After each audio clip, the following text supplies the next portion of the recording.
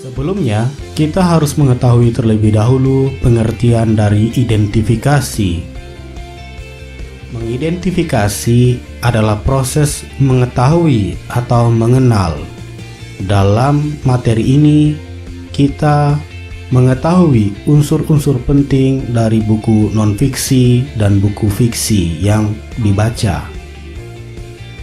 Buku fiksi merupakan buku yang berisi cerita dan bersifat imajinatif.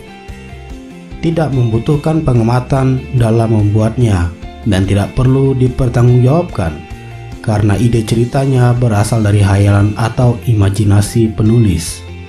Berikut ini merupakan contoh buku fiksi: cerpen, novel, kumpulan puisi, naskah drama, dongeng, mitos, fabel, hikayat, komik, dan lain sebagainya.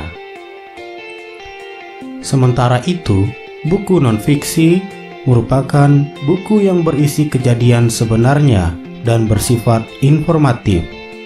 Dalam buku non-fiksi membutuhkan pengamatan dan data dalam pembuatannya sehingga dapat dipertanggungjawabkan isinya.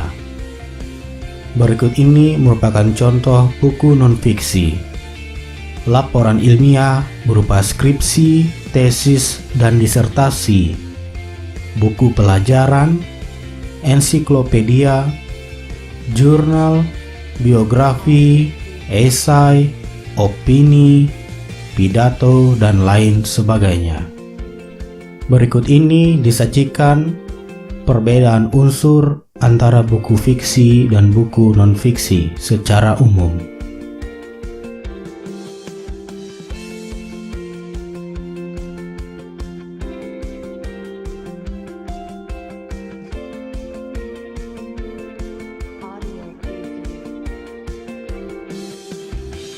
Setelah mengetahui unsur-unsur penting dari buku fiksi dan non-fiksi, kita dapat melakukan prosedur resensi sebagai berikut.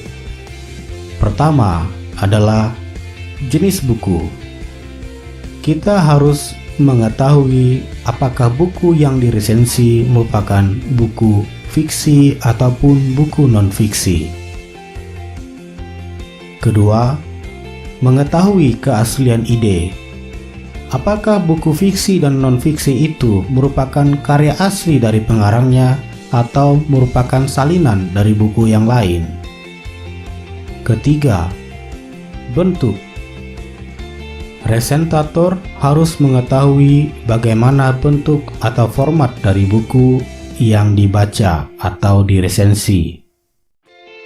Yang keempat, isi dan bahasa.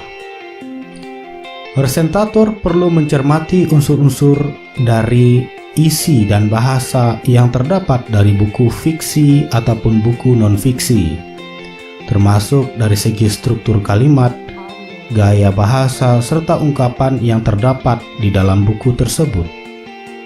Yang kelima, simpulan.